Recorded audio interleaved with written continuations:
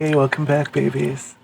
I think this is episode 7 of my vlog, and I think this time, strap in, it's probably going to be a longer one than usual.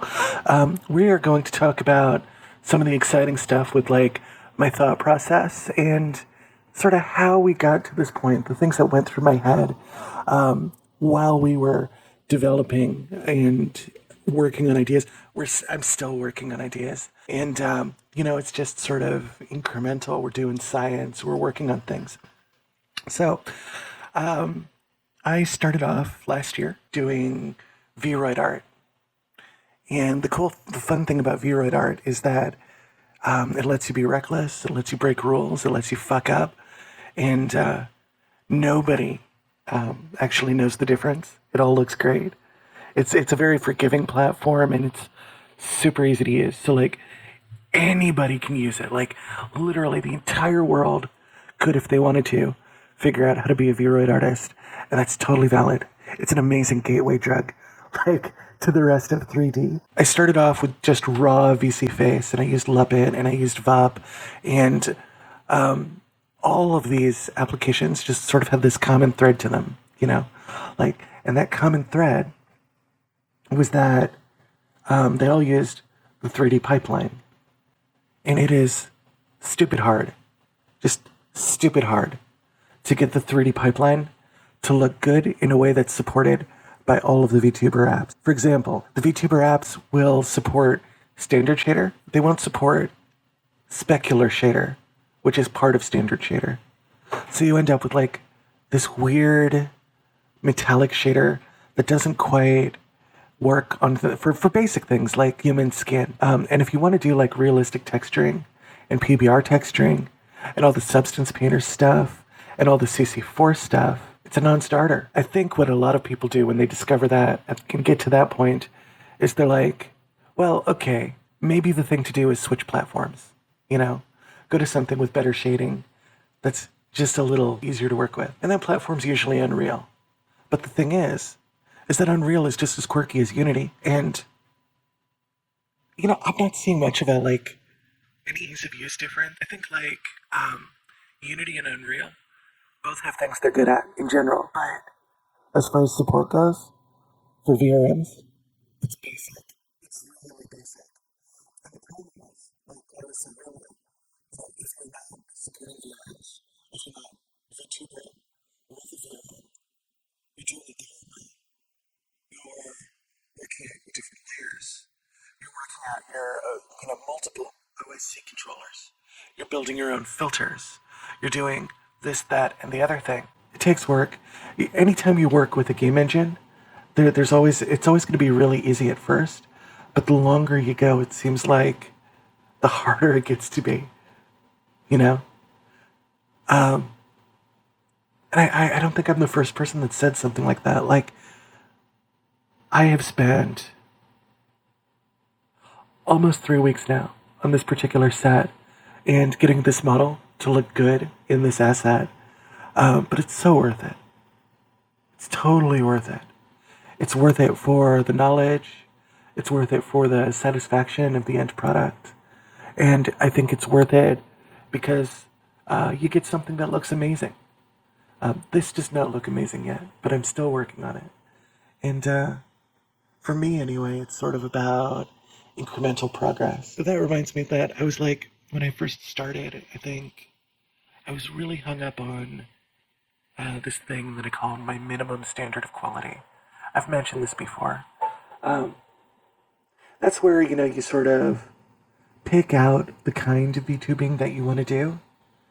And you say to yourself something along the lines of, well, I'm just not going to do it until I get to that point. But the problem is, the stuff is hard to do. Like, at any kind of advanced level, it takes practice. It takes incremental progress. It takes study. It takes a million to YouTube videos.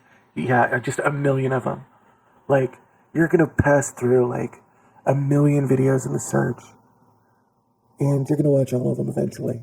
There are things that are going to keep popping up. And you're not going to watch them at first, or you're going to watch 5 minutes of it at first. And then you're going to need that thing, in 5 minutes. So you might as well just watch the whole thing anyway. Do the lab, get it done. But it's fun, and it's exciting, and it's a passion. And my thought is that, like, if I would have started earlier, I feel like I wouldn't have just had more followers, but like I would have had more content. So I've told people, and it's something that I was wrong about, I think, not to start producing content until you're producing content that you're happy with. But if you're somebody like me, you're never really going to be truly happy with that content. So I think what it was in my case was like one of these psychological sort of self-sabotage things that I tend to do. you know, if it's easier not to start, and I've got a reason in my head not to start, then I think that it helps me feel better about not starting. I would never say, hey, don't make content today. What I would say today is like, if you want to make content, even if it's stupid content, even if you know it's bad and you're going to hate it like a week from now, just do it. Get it out of the way. Get it done. Make your thing happen. Like, say you've got like big ambitions to be like some VTuber that goes out and makes fun, exciting, big, complicated stuff. I think it's okay to have that as a goal, but still do the little stuff anyway. Still climb that ladder. Still go over those ropes.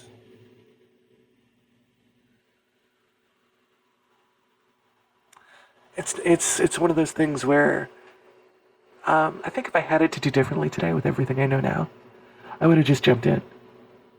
You know, I would have just picked up BC Face. I would have told that voice in my head to fuck off when I got scared. I got scared. I turned on VC Face. I got my pieces working. I got my hands working. And then something happened where, like, I got the worst case of stage fright. Yeah, I think, and then I just worked out this elaborate plan to justify it. Because again, elaborate plans are sort of my deal. But we're here now, and you can't change the past, even if you wish you could. And we're doing stuff. We're planning stuff. I've got so much fun stuff in the works. Like, I've got a movie review series I'm working on. I want to do monster speed dating. I think that would be funny. I've got a whole section of product reviews that I want to do that are like sort of a subversion of the trope. It's going to be great. It's going to be so much fun. The whole thing is just going to be, it's going to be great. So until then, I'm sort of still working on my content and developing my craft, as it were. And we're getting there. We're getting there day by day. I don't know how helpful this video was, but what I want to tell you is that, like, no matter what you want to do artistically, you are valid, and you should just get out there and do it. Just totally get out there and do it. Oh, that reminds me. Speaking of things to go out there and do, I'm going to unlock the camera here. Bear with me. Oopsie.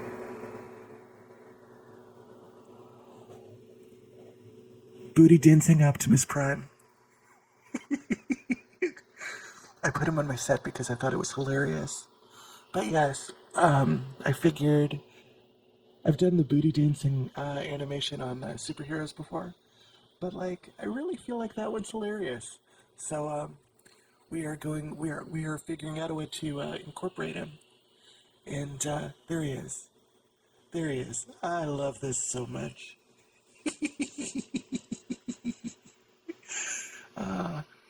Hang on. Let me roll around again. So there we are. I'm gonna head out, and but I just wanted to tell you that oopsie, I'm still at the wrong angle. These hands make the head make the body heavier. It's like if I think I'm making eye contact with the camera, I'm not necessarily making eye contact with the camera. Now I am, see, because the weight of my hand's moving. You know, that keeps my eye contact going in this direction. So like, otherwise, it's gonna sort of, you know, change it. Like if I went right, with that content or hand, my hands are content.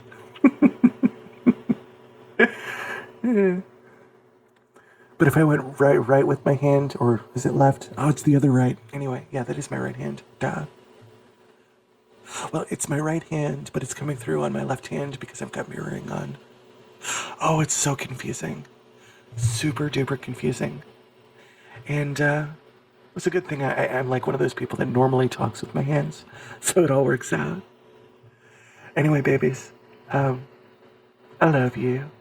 I will see you soon. And thank you for listening to my vlog.